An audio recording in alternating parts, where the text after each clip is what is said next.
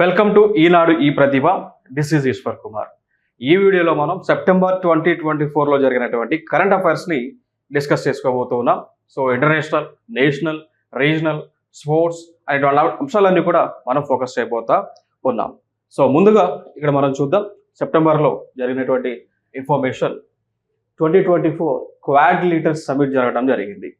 So ఈ quad leaders సంబంధించిన summit వచ్చేసి 21 సెప్టెంబర్ 2024లో జరిగినటువంటి ప్లేస్ చూసుకున్నట్లయితే అమెరికా దేశంలో ఉన్నటువంటి విల్మింగ్టన్ అనేటువంటి ఒక ప్లేస్లో ఈ సమిట్ జరగడం జరిగింది. మరి ఇది ఎన్నోవ సమిట్ అనుకున్నప్పుడు 4వ సమిట్. మరి దీనిలో పాల్గొన్నటువంటి దేశాల పేర్లు ఏంటి అనేటువంటి అంశంలోకి వెళ్తే దీనిలో పాల్గొన్నటువంటి దేశాలు మొత్తంగా 4 దేశాలు. అవి ఒకటి మన భారతదేశం, ఇండియా, 2 మన ఫ్రెండ్ అయినటువంటి జపాన్, ఇంకొక దేశం మనకు మిత్రుడైనటువంటి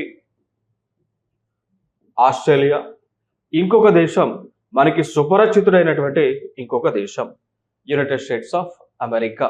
ఓకేనా? So India, Japan, Australia, USA ఈ 4 దేశాలకు కూడా క్వాడ్ కూటమి ఏదైతే ఉంటుందో క్వాడ్రిలేటరల్ సెక్యూరిటీ డైలాగ్ అని పిలుస్తాం. సో దానిలో మెంబర్స్ అండి. మరి ఎందుకు క్వాడ్ అని పిలుస్తున్నాము అంటే క్వాడ్ అనేటువంటి పదం is nothing but it is the meaning of 4 అండి. ఇప్పుడు మనం మ్యాథ్స్ చేసేటప్పుడు క్వాడ్రిలేటరల్ అంటాం. అంటే ఎందుకంటాం? ఇట్ హ్యాస్ 4 సైడ్స్, 4 అనమాట. సో ఆ 4ని ఇండికేట్ చేస్తూనే క్వాడ్ అనేటువంటి పేరుతో పెట్టుకున్నాం. ఆ 4 ఇండికేట్ చేస్తూ క్వాడ్ అనేటువంటి పేరుని పెట్టుకోవడం జరిగింది. అర్థమైందా? సో అట్లా క్వాడ్ అనేటువంటి పేరు ఆవిర్భావంలోకి వచ్చింది. దేశాలు India, Japan, Australia and USA. So ఈ దేశాలకు చెందినటువంటి అధ్యక్షులు క్వాడ్ సమిట్లో పాల్గొన్నారు. సో లైక్ ఇండియా నుంచి నరేంద్ర మోడీ, అమెరికా నుంచి జోసెఫ్ ఆర్ బైడెన్, ఆస్ట్రేలియా దేశం నుంచి ఆంటోనియో అల్బానిసా, జపాన్ దేశం నుంచి కిషిడా ఫుమి అనేటువంటి వ్యక్తి. ఈ 4 కూడా ఈ 4 దేశాల యొక్క అధ్యక్షులు వీళ్ళు పాల్గొనడం జరిగింది. ఇంపార్టెంట్ అంశం. ఓకేనా? ఇది ఇంపార్టెంట్. సో మరి క్వాడ్ అనేటువంటి ఏదైతే కూటమి ఎందుకు ఏర్పాటు చేసుకున్నారు అంటే చైనాకి వ్యతిరేకంగా చైనాని కంట్రోల్ చేయడానికి ఈ క్వాడ్ అనేటువంటి కూటమిని ఈ దేశాలు ఏర్పాటు చేసుకున్నాయని ఒక అన్అఫీషియల్ ఇన్ఫర్మేషన్. ఓకే, నెక్స్ట్ మరి ఈ క్వాడ్కి సంబంధించి మనం చూసుకున్నట్లయితే ఈ క్వాడ్కి సంబంధించి ఇప్పుడు ఇదేమో క్వాడ్ లీడర్ సమిట్. సో దీనికి సంబంధించి అర్థమైందా? సో దీనికి సంబంధించి సమిట్స్ అంటే క్వాడ్ సమిట్స్ జరిగి ఉన్నాయి. సో అందులో మనం చూసుకున్నట్లయితే ఈ క్వాడ్ సమిట్స్లో మనం చూసుకున్నట్లయితే లైక్ ఒకటి ఆన్లైన్లో జరిగింది, 2 సెప్టెంబర్ 2021, 2024లో యుఎస్ఏలో, 2022లో జపాన్లో, 23లో జపాను అండ్ 24 యుఎస్ఏ అండ్ 2025లో ఇండియా. సో ఇండియాలో జరిగేది మాత్రం ఇంకా అనౌన్స్ అయితే చేయలేదు. మేబీ ఫ్యూచర్లో డేట్ అయితే అనౌన్స్ చేస్తారు. ఇవి క్వాడ్కి సంబంధించినటువంటి అంశాలు. ఓకేనా? సో దాని తర్వాత ఇదే సమిట్లో ఈ దేశాలు ఒక కన్క్లూషన్కి వచ్చినాయండి. ఏమనంటే ఒక ఇనిషియేటివ్ని వీళ్ళు ప్రారంభించారు. అదేంటి అంటే Quad cancer moonshot initiative. అది Quad cancer moonshot initiative అనేటువంటి ఒక ఇనిషియేటివ్ని వీళ్ళు ప్రారంభించడం జరిగింది. మరి దీని యొక్క ఉద్దేశం, దీని యొక్క ప్రధానమైనటువంటి ఉద్దేశం ఏంటి అంటే ఈ సమిట్ యొక్క ఇనిషియేటివ్ ఉద్దేశం ప్రపంచ దేశాల్లో ఎక్కువగా క్యాన్సర్ మరణాలు అనేటువంటివి ఎక్కువగా సంభవిస్తూ ఉన్నాయి. మరి క్యాన్సర్ మరణాలు సంభవిస్తూ ఉంటే వాటిని నిర్మూలించడానికి, అరికట్టడానికి, ఆ క్యాన్సర్ రావడానికి గల కారణాలను తెలుసుకొని ఆ ఉన్నటువంటి కారణాలను లేకుండా చేసేటువంటి నష్ట నివారణ చర్యలు చేసేటువంటి కార్యక్రమమే దానికి సంబంధించినవి ఈ యొక్క క్వాడ్ క్యాన్సర్ మూన్ షూట్ ఇనిషియేటివ్లో జరగడం జరిగింది. ప్రధానంగా ప్రపంచ దేశాలలో మరి ఏ క్యాన్సర్ ద్వారా ఎక్కువగా మరణాలు సంభవిస్తున్నాయి అంటే సర్వైకల్ క్యాన్సర్ ద్వారా. సో దానినే మనం అంటాము గర్భాశయ క్యాన్సర్ అని పిలుస్తూ ఉంటాం. అర్థమైంది కదా. సో గర్భాశయ క్యాన్సర్ల ద్వారా ఎక్కువగా మరణాలు అనేటువంటివి ప్రపంచ దేశాలలో సంభవిస్తూ ఉన్నాయి. దానికి ఎటువంటి చర్యలను తీసుకోవాలి, ఏ చర్యలను తీసుకుంటే క్యాన్సర్ మరణాలను మనం అరికట్టవచ్చు అనేటువంటివి డిస్కషన్లో చేయటం జరిగింది. సో పాల్గొన్నటువంటి దేశాలు ఏం పాల్గొంటాయి ఆటోమేటిక్గా? ఏ దేశాలు పాల్గొంటాయి? క్వాడ్లో ఉన్నటువంటి దేశాలే పాల్గొంటాయి. మరి క్వాడ్లో ఉన్నటువంటి దేశాలు ఏమేమి ఉన్నాయంటే ఫస్ట్గా మన భారతదేశం, మేరా భారత్ మహాన్ ఉంది. తర్వాత యుఎస్ఏ, జపాన్ అండ్ ఆస్ట్రేలియా అనేటువంటి దేశాలు ఈ యొక్క క్వాడ్లో సభ్యులుగా చేరటం జరిగింది. ఇక దాని తర్వాత ఇంకొక అంశం మనం గుర్తుపెట్టుకోవాలి అంటే, ఇదే క్వాడ్ దేశాలు కలిసి ఒక సైనిక విన్యాసాన్ని ప్రదర్శన చేస్తూ ఉన్నాయి. ఆ సైనిక విన్యాసము పేరే Malabar. What is it? Malabar. Very important. So Malabar సైనిక విన్యాసంలో పాల్గొన్నటువంటి దేశాలు ఏ దేశాలు ఉన్నాయంటే 4 దేశాలు ఉన్నాయి. మరి అవి ఏ దేశాలు అంటే, ఒకటి ఇండియా, యుఎస్ఏ, జపాను, ఆస్ట్రేలియా దేశాలు ఉండటం జరిగింది. ఈ అంశాన్ని గుర్తుపెట్టుకోండి. దాని తర్వాత మనం చూసుకున్నట్లయితే ఇంకొక అంశం, పాక్తో సింధు జలాల ఒప్పందంలో మార్పులు కోరిన భారతదేశము అని కనిపిస్తూ ఉన్నది. అర్థమైంది కదా. సో పాక్ అంటే ఇక్కడ ఒక అంశం మనం మాట్లాడుకుందాం. ప్రపంచంలో అంటే లైక్ ఇండియా, పాకిస్తాన్ మధ్య ఒక అంశం పైన వివాదం వచ్చిందండి. ఇండియా, పాకిస్తాన్ పైన ఒక అంశము పైన ఒక వివాదం వచ్చింది. సో దీనికంటే ముందు ఇంకొక అంశం ఏంటి అంటే, అప్పుడు లైక్ ఆగస్టు 15, 1947లో భారతదేశానికి స్వతంత్రం వచ్చింది. ఆగస్టు 14, 1947లో పాకిస్తాన్ స్వతంత్రం వచ్చింది. అంటే రెండు ఒకటే టైంలో కానీ ఒకే చట్టం ద్వారా 2 దేశాలకి స్వతంత్రం వచ్చింది. అదే ఆ చట్టమే India independence act. So 1947. So ఈ చట్టాన్ని చేసింది బ్రిటిష్ వాళ్ళే చేశారు. ఈ చట్టము ద్వారా పాకిస్తాన్కి, ఇండియాకి స్వతంత్రం వచ్చింది. సో స్వతంత్రం వచ్చిందంటే లైక్ 2 దేశాలు కూడా విడిపోవడం జరిగింది on the basis of religion. So Hindu మెజారిటీగా ఉన్నటువంటి ప్రాంతం అంతా కూడా ఇండియా, అంటే హిందూ మెజారిటీగా ఉన్నటువంటి ప్రజలు ఇండియాకి ప్రిఫరెన్స్ ఇచ్చారు. ఇస్లామిక్ మెజారిటీ ఉన్నటువంటి ప్రజలు పాకిస్తాన్లో జాయిన్ అవ్వడానికి వాళ్ళు ఎక్కువ ఇంట్రెస్ట్ చూపించడం జరిగింది. సో రిలీజియన్ పాయింట్ ఆఫ్ వ్యూలో ఈ చట్టము ద్వారా 2 దేశాలు అనేటువంటివి ఏర్పాటు అవడం జరిగింది. సో దాని తర్వాత క్రమేపీ ఈ 2 దేశాల మధ్య ఇందస్ నది యొక్క నీటి పంపకాలకు సంబంధించి కూడా ఇష్యూస్ 1947 నుంచి కూడా జరుగుతూనే వస్తూ ఉన్నాయి కంటిన్యూస్గా. సో ఫైనల్గా ఇక్కడ 1960లో 1960 సెప్టెంబర్ మాసంలో ఈ సింధు నది జలాలకు సంబంధించి 2 దేశాల మధ్య కూడా యుద్ధం సంభవించేటువంటి పరిస్థితులు ఏర్పడింది అండి. ఓకేనా. సో సింధు నదినే మనము ఇందస్ అని పిలుస్తాం. సింధు ఈజ్ నథింగ్ బట్ ఇందస్ అన్నమాట. సో ఇట్లా 2 దేశాల మధ్య యుద్ధం సంభవించేటువంటి సిచ్యువేషన్ వచ్చినప్పుడు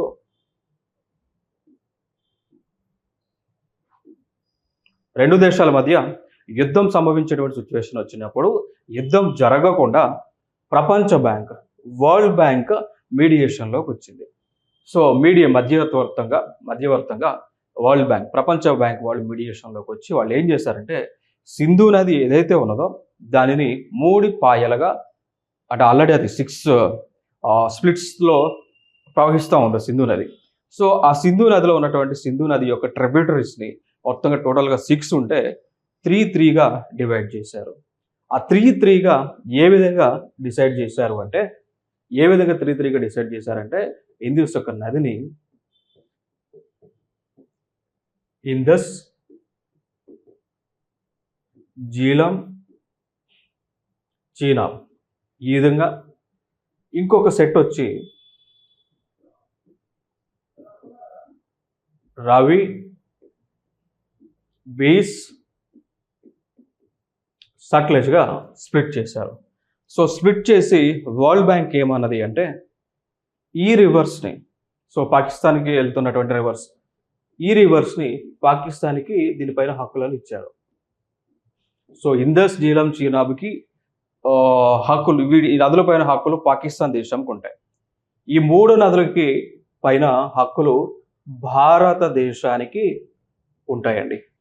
ఇంకో గమ్మత్తు ఏంటంటే ఈ రివర్ సిస్టంలో ఏదైతే ఉన్నదో, ఇప్పుడు ఈ 3 రివర్స్ పాకిస్తాన్కి ఇచ్చారా, దీని యొక్క టోటల్ వాటర్ ఎంతో తెలుసా? 80% అండి. సో ఇందస్ నదిలో ఉన్నటువంటి నీరు దాదాపు 80%ని పాకిస్తాన్ దేశానికి కేటాయించడం జరిగింది ప్రపంచ బ్యాంక్. మరి ఈ రివర్ యొక్క టోటల్ వాటర్ షేర్ పర్సంటేజ్ ఎంత ఉంటుంది అంటే 20% ఉంటుంది. సో దీనిలో ఇండియన్ గవర్నమెంట్ ఏం చేసింది అంటే ఒక అడ్డంకి చెప్పింది.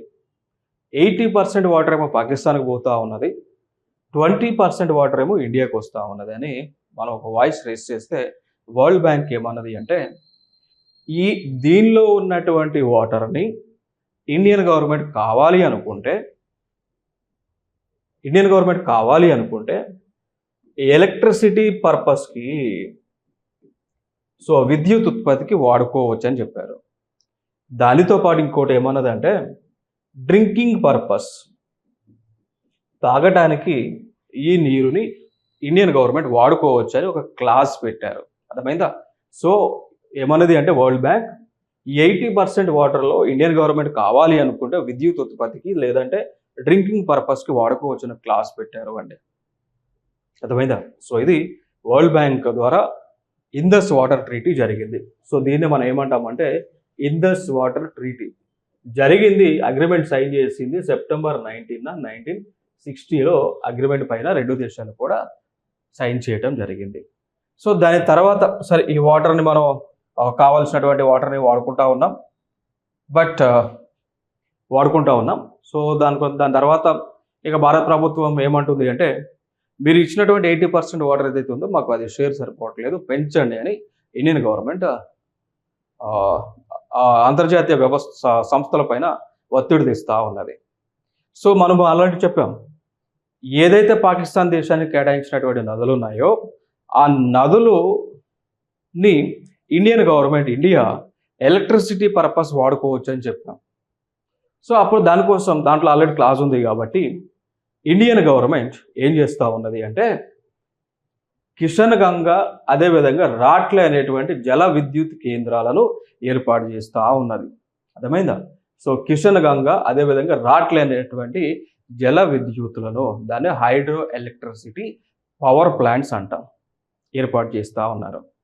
సో ఇది కట్టేటువంటి కార్యక్రమాన్ని పాకిస్తాన్ అడ్డుకుంటా ఉన్నది.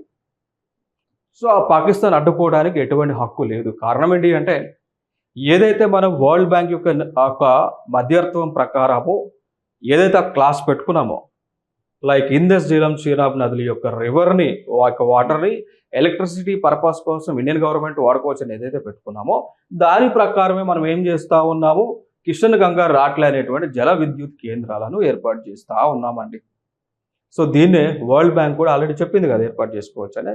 చేస్తూ ఉంటే పాకిస్తాన్ అడ్డుకుంటా ఉంది. అందుకోసం భారతదేశం ఏమంటుంది అంటే ఈ సింధు జలాల ఒప్పందంలో మార్పులు చేయాలి అని చెప్పేసి ఇండియన్ గవర్నమెంట్ అడుగుతా ఉన్నది. సో ఫైనల్గా ఇండియన్ గవర్నమెంట్ యొక్క డిమాండ్స్ ఏంటి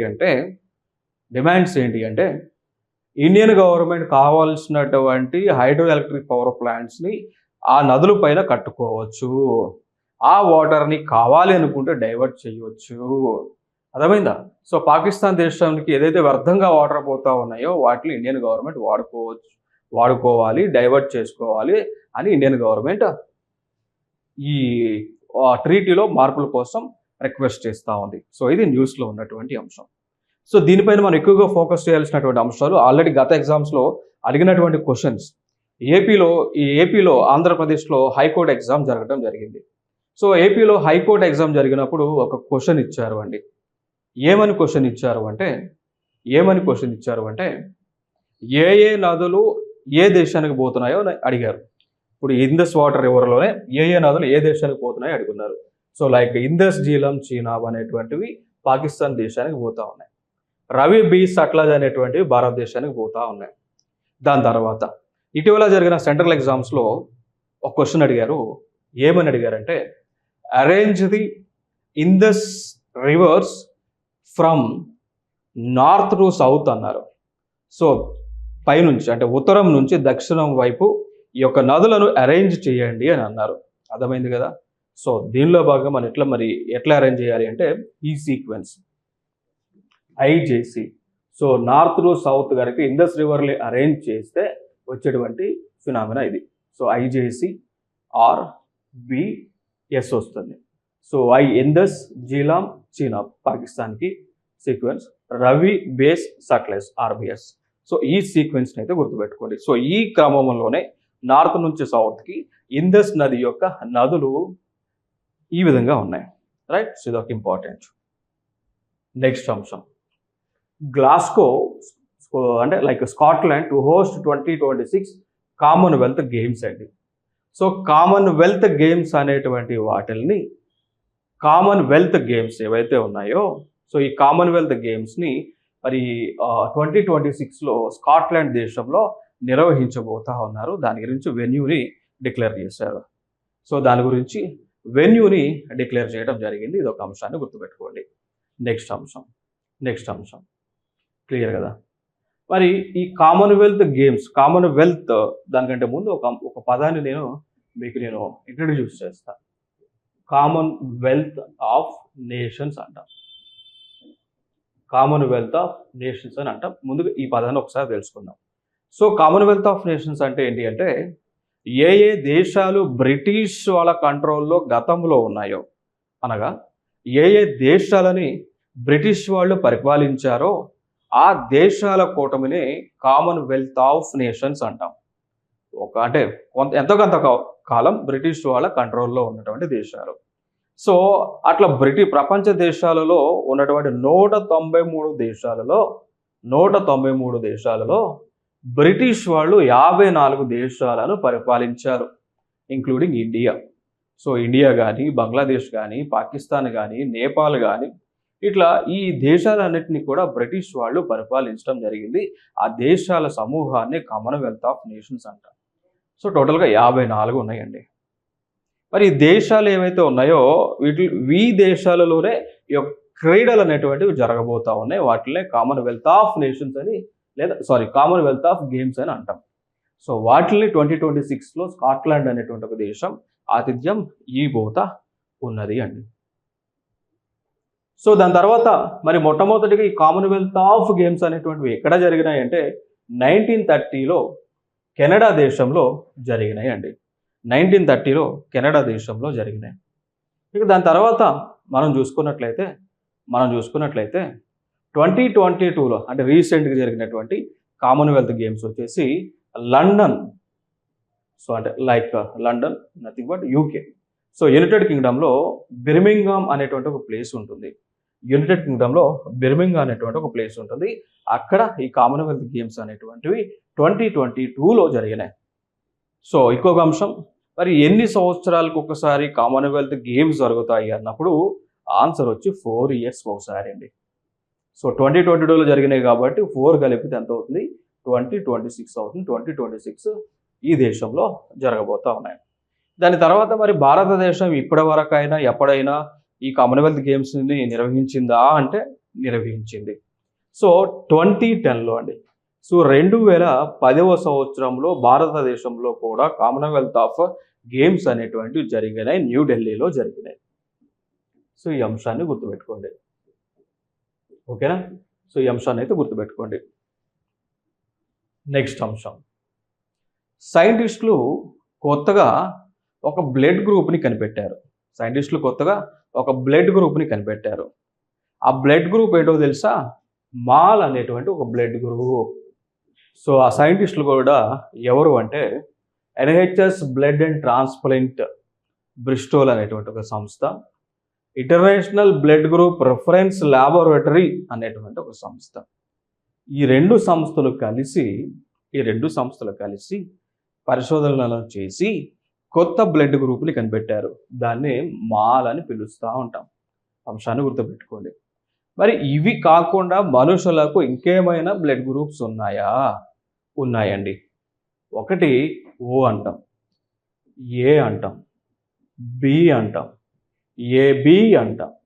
అవి కాకుండా రేరెస్ట్ ఆఫ్ ది రేర్ కేసెస్లో ఎక్కడో నూటికో కోటికో ఒకరికి ఉంటుంది. ఆ బ్లడ్ గ్రూపే బాంబే అనేటువంటి బ్లడ్ గ్రూప్ అండి. బాంబే అనేటువంటి బ్లడ్ గ్రూప్ నూటికో కోటికో ఎక్కడో ఉంటుంది. అది కాక ఇప్పుడు అడిషనల్గా మాల్ అనేటువంటి బ్లడ్ గ్రూప్ చేరింది. అంశాన్ని గుర్తుపెట్టుకోండి. కోర్స్ ఈ బ్లడ్ గ్రూప్స్లోనే పాజిటివ్ ఉంటుంది, నెగిటివ్ ఉంటుంది. అంటే లైక్ ఆర్హెచ్ ఫ్యాక్టర్ అంటాం. ఈ ఆర్హెచ్ ఫ్యాక్టర్ పాజిటివ్ ఉంటే పాజిటివ్, ఆర్హెచ్ ఫ్యాక్టర్ నెగిటివ్ ఉంటే నెగిటివ్ బ్లడ్ గ్రూప్గా మనం చెప్తా ఉంటాం. సో ఈ అంశాలను గుర్తుపెట్టుకోండి. ఇక దాని తర్వాత ఓ నెగిటివ్ని ఓ గ్రూప్లోనే నెగిటివ్ ఉంటుంది, ఆర్హెచ్ ఫ్యాక్టర్ మైనస్ ఉంటుంది. సో ఓ నెగిటివ్ అంటాం. సో ఆ ఓ నెగిటివ్నే మనము యూనివర్సల్ డోనర్గా పిలవచ్చు. ఏమని పిలవచ్చు అండి? ఓ గ్రూప్ని యూనివర్సల్ డోనర్గా పిలుస్తాం. యూనివర్సల్ డోనర్ అంటే దాని మీనింగ్ ఏంటి అంటే విశ్వదాత. దాని యొక్క మీనింగ్ ఏంటి అంటే విశ్వదాతగా మనం పిలుస్తూ ఉంటాం. సో ఓ బ్లడ్ గ్రూప్ ఎవరైతే ఉంటారో వారు ఎవరికైనా బ్లడ్ని దానం చేయొచ్చు. ఈ అంశాన్ని గుర్తుపెట్టుకోండి. దాని తర్వాత విశ్వగ్రహీత అంటాం. సో యూనివర్సల్ యాక్సెప్టర్ అంటాం. మరి యూనివర్సల్ యాక్సెప్టర్గా ఏ బ్లడ్ గ్రూప్ని మనం పిలుస్తాము అంటే ఏబి అనేటువంటి ఒక బ్లడ్ గ్రూప్ని యూనివర్సల్ యాక్సెప్టర్గా పిలుస్తాం. సో వారు బ్లడ్ గ్రూప్ని ఏబి వాళ్ళు ఏ నుంచి తీసుకోవచ్చు, బి నుంచి తీసుకోవచ్చు, కొన్ని క్లిష్టమైనటువంటి పరిస్థితులలో ఓ నుంచి కూడా తీసుకోవచ్చు. ఓకేనా? సో జనరల్గా ఏంటి అంటే ఏ బ్లడ్ గ్రూప్ వాళ్ళకి ట్రాన్స్ఫ్యూజ్ చేస్తేనే బ్లడ్ సేఫ్ సైడ్. కొన్ని సందర్భాల్లో క్లాంప్స్ వస్తాయి. ఇవన్నీ క్లాంప్స్ వస్తాయి. ఒకసారి క్లాంప్స్ వస్తే మనకి క్రాంప్స్ వస్తాయి. రక్తం గడ్డగడుతుంది. కడితే కొన్ని సందర్భాల్లో చనిపోతారు, కొన్ని సందర్భాల్లో బతుకుతారు. డిపెండ్స్ అపాన్ దేర్ లక్ అన్నట్టు. నెక్స్ట్ అంశం, సెమీ కండక్టర్ ఫ్యాబ్రికేషన్ ప్లాంట్ కోసం భారత్ అమెరికా మధ్య ఒప్పందం జరిగింది. ఓకేనా? సో సెమీ కండక్టర్ ప్లాంట్ కోసం రెండు దేశాల మధ్య ఒప్పందం జరిగింది. ఏ రెండు దేశాల మధ్య? అమెరికా అదేవిధంగా ఇండియా రెండు దేశాల మధ్య ఒప్పందం జరిగింది. దేనికోసం? భారతదేశంలో గుజరాత్ రాష్ట్రంలో సెమీ కండక్టర్ ప్లాంట్ని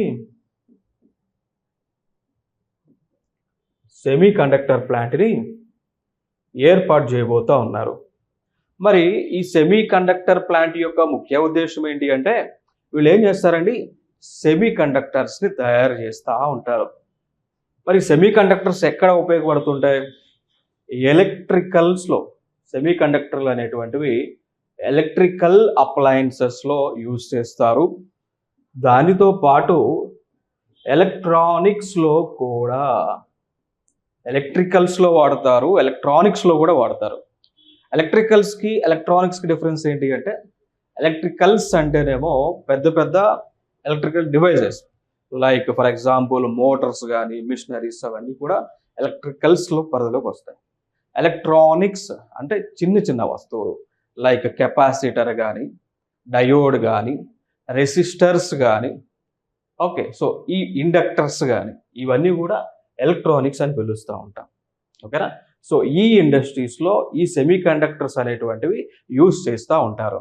ఇదొక అంశం అనమాట. ఓకేనా? సో వీటిని ఎక్కడ వాడతారు? ఈ ఇండస్ట్రీస్లో ఈ సెమీ కండక్టర్స్ని ఎట్లా వాడతారంటే లైక్ బోర్డ్స్ ఉంటాయి మనకి, మదర్ బోర్డ్ అంటాం. బోర్డ్స్ ఉంటాయండి.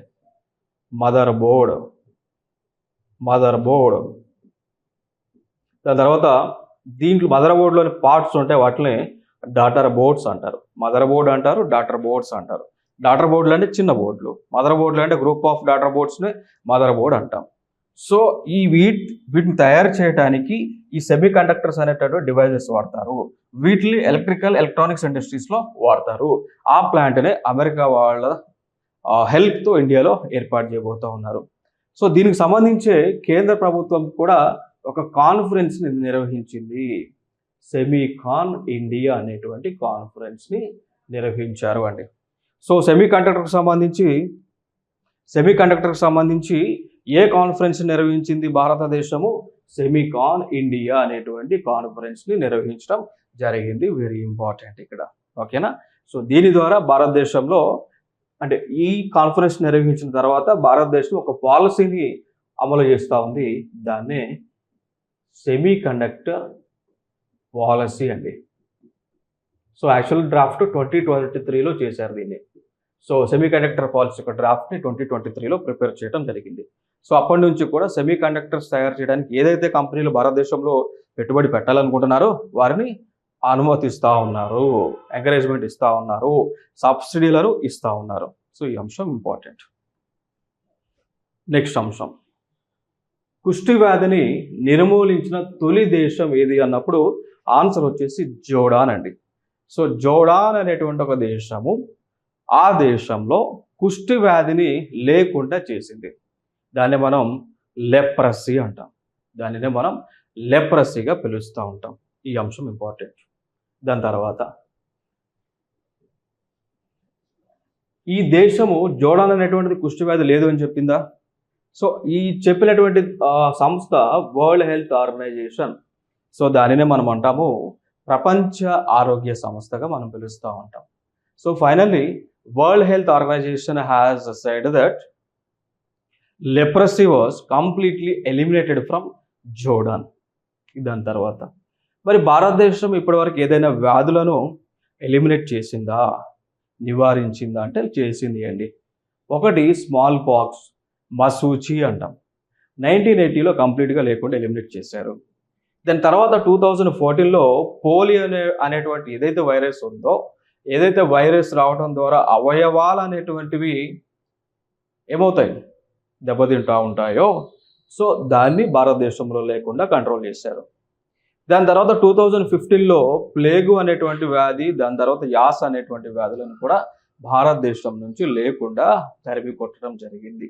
సో ఫైనల్గా India has declared as polio free country from 2014. So it has declared by World Health Organization. 2015లో ప్లేగు, అదేవిధంగా యాస్ అనేటువంటి వ్యాధులను, 1980లో స్మాల్ పాక్స్, దాన్ని మసూచి అంటాం. సో ఈ వ్యాధులను భారతదేశంలో లేకుండా తరిమి కొట్టడం జరిగింది. Important information. నెక్స్ట్ అంశం, China. So China Chang E6 mission returns with lunar soil samples. So దీనిలో మనం గుర్తుపెట్టుకోవాల్సిన అంశాలు ఏంటి అంటే, చైనా అనేటువంటి ఒక దేశము చంద్రమండలం పైన పరిశోధనలు చేస్తుంది అని. చైనా అనేటువంటి దేశం చంద్రమండలం పైన పరిశోధనలు చేస్తూ ఉంది.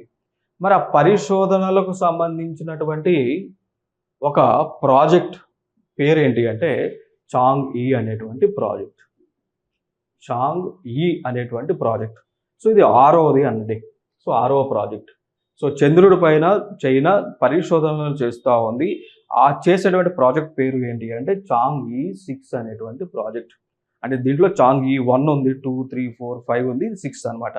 సో ఈ ప్రాజెక్ట్ యొక్క ముఖ్య ఉద్దేశం ఏంటి అంటే చంద్రమండలంపై ఉన్నటువంటి సాయిల్ ఏదైతే ఉందో, మట్టి ఏదైతే ఉందో, దానిని తిరిగి కిందకి తీసుకొచ్చేటువంటి ప్రాజెక్ట్ అండి. సో చంద్రమండలంపై ఉన్నటువంటి, చంద్రుడిపై ఉన్నటువంటి మట్టిని కలెక్ట్ చేసి ఈ యొక్క చాంగ్ సి అనేటువంటి మిషన్ తిరిగి ఆ దేశానికి తీసుకొచ్చింది. దాని ద్వారా కలిగేటువంటి బెనిఫిట్స్ ఏంటి అంటే ఆ మట్టిలో ఉన్నటువంటి కెమికల్స్ ఏమున్నాయో పరిశోధనలు చేస్తారు అండి. ఆ కెమికల్స్లోనే ఏమున్నాయి, మినరల్స్ ఏమున్నాయి, మెటల్స్ ఏమున్నాయి, దానిలో ఆటమ్స్ యొక్క కాన్ఫిగరేషన్ ఏ విధంగా ఉంది, మాలిక్యూల్ యొక్క స్ట్రక్చర్ అనేటువంటిది ఏ విధంగా ఉంది అని పరిశోధన చేస్తారు. ఇది ఒక ఇంపార్టెంట్ అంశం. ఇక దాని తర్వాత మనం గుర్తుపెట్టుకోవాల్సిన అంశాలు, మరి ఇట్లాంటి ప్రాజెక్టులను భారతదేశం ఇప్పటి వరకు చేసిందా అంటే చేసింది అండి. సో భారతదేశం చేసినటువంటి ప్రాజెక్టు చంద్రుడికి సంబంధించినటువంటి ప్రాజెక్టు, దాన్ని చంద్రయాన్ అని పిలుస్తూ ఉంటాం. సో మన భారతదేశం చంద్రయాన్ 1 చేశారు, 2 చేశారు, 3 కూడా చేశారు అండి. 1 చేశారు, 2 చేశారు, 3 కూడా చేశారు. సో 1 ఏమో సక్సెస్ అయ్యాం, సెకండ్ది పార్షియల్ సక్సెస్ అయ్యాం, థర్డ్ది మాత్రం కంప్లీట్గా సక్సెస్ అయ్యింది. సో భారతదేశము చంద్రుడిపై పరిశోధనలు చేసినటువంటి ప్రాజెక్ట్ ఏంటి అంటే చంద్రయాన్ అనేటువంటి ప్రాజెక్ట్. సో ఇటీవలగా చేసినటువంటి సక్సెస్ అయినటువంటి ప్రాజెక్టే చంద్రయాన్ 3. సో దానికి సంబంధించి ఆ చంద్రయాన్లో కొన్ని మనకి పార్ట్స్ ఉన్నాయి, ల్యాండర్ అండ్ రోవర్ అనేటువంటివి. సో ల్యాండర్ అనేటువంటిది ఆగస్టు 23వ తేదీన, ఆ ల్యాండర్ అనేటువంటిది ఆగస్టు 23వ తేదీన 2023లో చంద్రమండలం పైన, సో సౌత్లో చంద్రమండలం పైన సౌత్ పోల్ దగ్గర, దక్షిణ ధ్రువం దగ్గర సేఫ్ ల్యాండింగ్ అయిందనమాట. అర్థమైందా? సో చంద్రయాన్ 3లో 2 పార్ట్స్ ఉన్నాయి. ఒకటి ల్యాండరు, రెండవది రోవర్ అనేటువంటిది. ల్యాండర్ అండ్ రోవర్ అనేటువంటివి. ఈ ల్యాండర్ అనేటువంటిది చంద్రమండలం పైన ఆగస్టు 23న 2023వ సంవత్సరంలో సౌత్ దగ్గర ల్యాండ్ అయింది, సౌత్ పోల్లో ల్యాండ్ అయింది. సో అందుకోసం మనం ఏం చేసాము అంటే ఆగస్టు 23ని ఒక డేగా ప్రకటించుకున్నాం. దాన్ని నేషనల్ స్పేస్ డే అంటాం, జాతీయ అంతరిక్ష దినోత్సవం. సో ఫస్ట్ టైం ఈ టైంలో మనం జరిపాం. మళ్ళీ రీసెంట్గా మళ్ళీ ఆగస్టు 23, 2024 వచ్చినప్పుడు కూడా ఈ యొక్క నేషనల్ స్పేస్ డేని, జాతీయ అంతరిక్ష దినోత్సవాన్ని అధికారికంగా గవర్నమెంట్ ఆఫ్ ఇండియా నిర్వహించింది.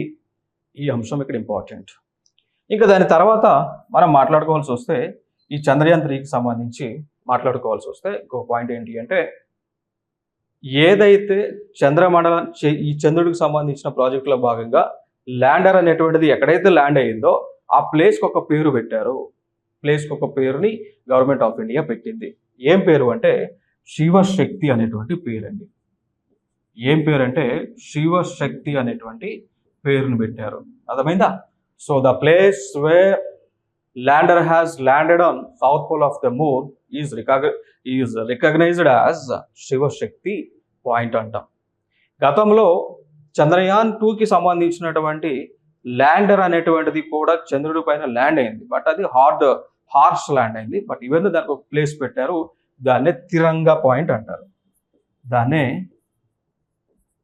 తిరంగా పాయింట్ అని పిలుస్తారు అండి. సో ఇవి ప్రధానంగా మనం గుర్తుపెట్టుకోవాల్సిన అంశాలు. దాని తర్వాత ఇండియన్ గవర్నమెంట్ ఇప్పుడు చంద్రయాన్ 4 కూడా చేసేటువంటి ఆలోచనలలో ఉంది. బట్ ఇక డేట్ అనౌన్స్ చేయలేదు. దానికి సంబంధించిన వర్క్స్ అన్నీ కూడా జరుగుతూ ఉన్నాయి. సో దాని తర్వాత మరి గవర్నమెంట్ ఆఫ్ ఇండియా ఇంకా స్పేస్కి సంబంధించి, అంటే government of India is nothing but ISRO, స్పేస్కి సంబంధించి కొన్ని ప్రాజెక్టులను చేస్తూ ఉన్నారు. ఫర్ ఎగ్జాంపుల్గా తీసుకుంటే గగనయాన్ అంటాం. గగన్యాన్ అనేటువంటి ప్రాజెక్ట్ దేనికి సంబంధించింది అంటే ఈ గగనయాన్ అనేటువంటిది అంతరిక్షంలోకి మనుషులను తీసుకెళ్లేటువంటి ప్రాజెక్ట్. అర్థమైందా? సో అంతరిక్షం అంటే భూమి నుంచి 400 కిలోమీటర్ల ఎత్తులోకి మనుషులను తీసుకెళ్లేటువంటి ప్రాజెక్ట్ అనమాట. గగనయాన్ చేస్తూ ఉంది. సో ట్రైల్లో భాగంగా ముందుగా మనుషులను కాకుండా ఒక రోబోట్ని తీసుకెళ్తారు. దాని పేరే వ్యోమ మిత్ర అనేటువంటి ఒక రోబోట్ అండి. సో ముందుగా గవర్నమెంట్ ఆఫ్ ఇండియా అంటే ఇస్రో వ్యోమిత్ర అనేటువంటి ఒక రోబోట్ని కక్షలోకి 400 కిలోమీటర్ ఎత్తులోకి అక్కడ ఉన్నటువంటి వాతావరణ కండిషన్స్ అన్ని కూడా అర్థం చేసుకున్న తర్వాత మనుషులను దాదాపు 4-3 కక్షలోకి పంపిస్తారు. ఓకేనా? సో ఆ ప్రాజెక్టే గగనయాన్ అనేటువంటి ఒక ప్రాజెక్ట్. ఇంకా దాని తర్వాత మనం చూసుకున్నట్లయితే ఇంకొక ప్రాజెక్ట్ ఉంది, ఆదిత్య L1 అనేటువంటి ప్రాజెక్ట్. ఆదిత్య L1 అంటే లాంగ్రేంజ్ పాయింట్ అంటాం. ఓకేనా? సో ఇది మనం చేసాము, ఆల్రెడీ సక్సెస్ అయ్యాము. ఇది దేనికి సంబంధించింది అంటే సూర్యుడి పైన పరిశోధనలను చేసేటువంటి ప్రాజెక్ట్ అండి. ఇక దాని తర్వాత మనం గతంలో ఆల్రెడీ మనం సక్సెస్ అయ్యాం. దాన్ని మార్స్ ఆర్బిటల్ మిషన్ అంటాం, MOM అంటాం. సో మార్స్ గ్రహము పైన, అంగారక గ్రహము పైన పరిశోధన చేసినటువంటి ప్రాజెక్ట్. ఇక ఫ్యూచర్లో ఇప్పుడు 1 సక్సెస్ అయ్యాం, 2 కూడా చేయబోతా ఉన్నాం. ఇంకొక ప్రాజెక్ట్ వీనస్ అనేటువంటి ప్రాజెక్ట్. సో వీనస్కి సంబంధించి వీనస్ పైన పరిశోధనలు చేయడానికి శుక్రయాన్ అనేటువంటి ఒక ప్రాజెక్ట్ని మనం స్టార్ట్ చేసుకున్నాము అండి. శుక్రయాన్ అనేటువంటి ప్రాజెక్ట్ని. సో శుక్రయాన్ ప్రాజెక్ట్ దేనికి సంబంధించింది? వీనస్ అనేటువంటి ఒక గ్రహం పైన పరిశోధనలు చేయడానికి సంబంధించిన ప్రాజెక్ట్ ఇది. ఓకేనా? నెక్స్ట్ అంశం, వీనస్కి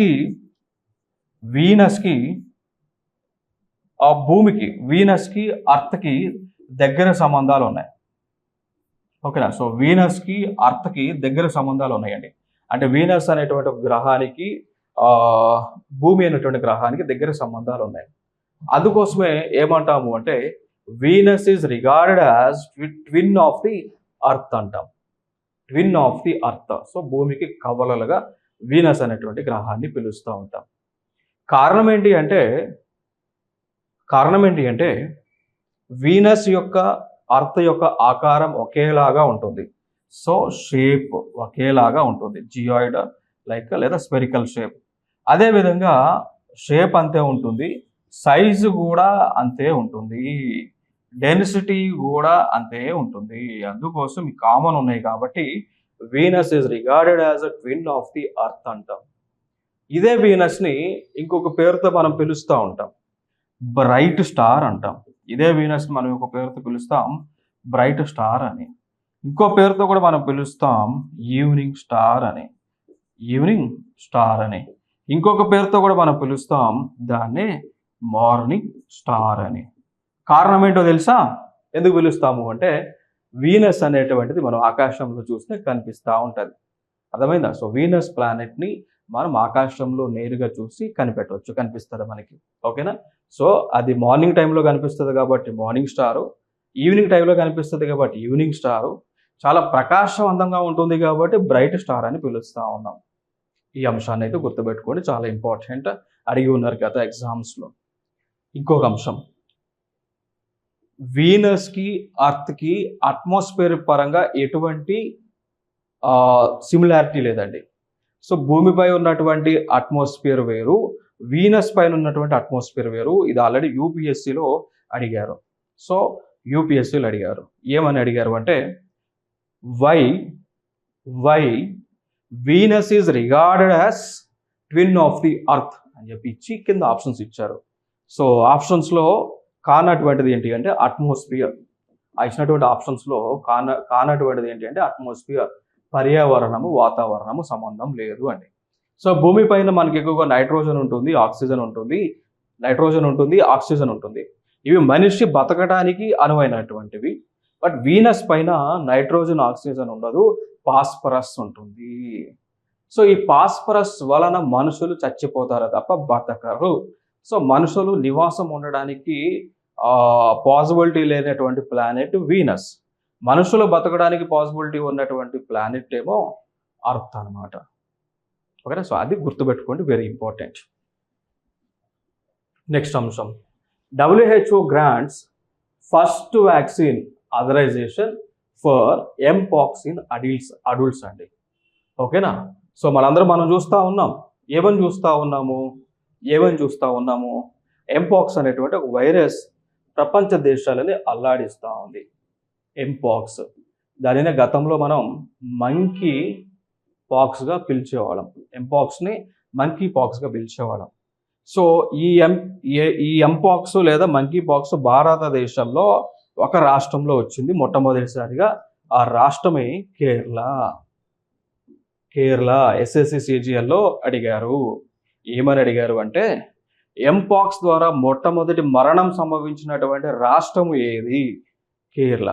సో ఎంపాక్స్ అనేటువంటి ఒక వైరస్ రావడం ద్వారా మొట్టమొదటిగా మరణం సంభవించింది కేరళలో. సో ఈ అంశం ఇంపార్టెంట్, ఆల్రెడీ SSC CGLలో అడిగినటువంటి క్వశ్చన్ అనమాట. సో ఇదే ఇప్పుడు ప్రపంచ దేశాలన్నింటిని కూడా వణికిస్తూ ఉంది. సో దానికి సంబంధించి దాన్ని కంట్రోల్ చేయడానికి వ్యాక్సిన్ని WHO వాళ్ళు ఆమోదం తెలిపారు. ఇది మొట్టమొదటి వ్యాక్సిన్గా చెప్పుకోవచ్చు ప్రపంచ దేశాల్లో. మరి వ్యాక్సిన్ తయారు చేస్తున్నటువంటి సంస్థ ఏది అంటే బవేరియన్ నార్డిక్ అనేటువంటి ఒక సంస్థ తయారు చేస్తూ ఉంది ఈ వ్యాక్సిన్ని. కంపెనీ పేరు కూడా ఇంపార్టెంట్, కొన్ని సందర్భాల్లో అడుగుతూ ఉన్నారు. Like serum institute of India, Bharat Biotech అని వీళ్ళు కోవాక్సిన్, కోవిషీల్డ్ అనేటువంటి వ్యాక్సిన్స్ తయారు చేశారా, బట్ పేర్లు అడిగారు గతంలో. సో ఇప్పుడు అడగడానికి కూడా ఛాన్స్ ఉండొచ్చు. సో ఎంపాక్స్ అనేటువంటి ఎంపాక్స్ సంబంధించిన ఫస్ట్ వ్యాక్సిన్ తయారు చేస్తున్న కంపెనీ ఏది అంటే బవేరియన్ నార్డిక్ అనేటువంటి కంపెనీ. ఇక దాని తర్వాత WHO యొక్క డైరెక్టర్ జనరల్ లేదా చీఫ్ ఎవరు అంటే టెడ్రస్ అదనం గ్యాబ్రియేసన్ అనేటువంటి పేరు గుర్తుపెట్టుకోండి. క్లియర్ కదా? Next, India US announces semiconductor partnership. So ఏమన్నాము అండి, ఇండియా అదేవిధంగా US ఇద్దరు కూడా సెమీ కండక్టర్ సంబంధించి పార్ట్నర్షిప్ని వీళ్ళు చేసుకున్నారు. సో ఇదొక అంశంగా గుర్తుపెట్టుకోండి. ఇక దాని తర్వాత మనం చూసుకున్నట్లయితే ఇంకొక అంశం ఏంటి అంటే, మరి ఈ పార్ట్నర్షిప్కి సంబంధించి ఇది ఎక్కడ జరిగింది అంటే, ఇది ఇది ఏ ప్లేస్లో జరిగింది, అగ్రిమెంట్ చేసుకోవాలి కదా, ఏ ప్లేస్లో అంటే ఒక ప్లేస్ అక్కడ సెమీకాన్ ఇండియా 2024 జరిగింది. ప్లేస్ వచ్చేసి గ్రేటర్ నోయిడా. ప్లేస్ వచ్చి గ్రేటర్ నోయిడా అండి. అర్థమైందా? గ్రేటర్ నోయిడాలో జరిగింది. సో సెమీకాన్ ఇండియా 2024 వచ్చి సెమీకాన్ 2024 వచ్చి ఎక్కడ జరిగింది? సెమీకాన్ 2024 వచ్చి ఎక్కడ జరిగింది? గ్రేటర్ నోయిడాలో జరిగింది. సో ఇక్కడనే ఇండియా అదేవిధంగా యుఎస్ఏ రెండు దేశాలు కలిసి ఒక పార్ట్నర్షిప్ అగ్రిమెంట్ని చేసుకునే సెమీ కండక్టర్ ఇండస్ట్రీని భారతదేశంలో డెవలప్ చేయడానికి. ఇది ఒక ఇంపార్టెంట్. ఇక దాని తర్వాత గతంలోనే ఇదే సెమీకాన్ ఇండియా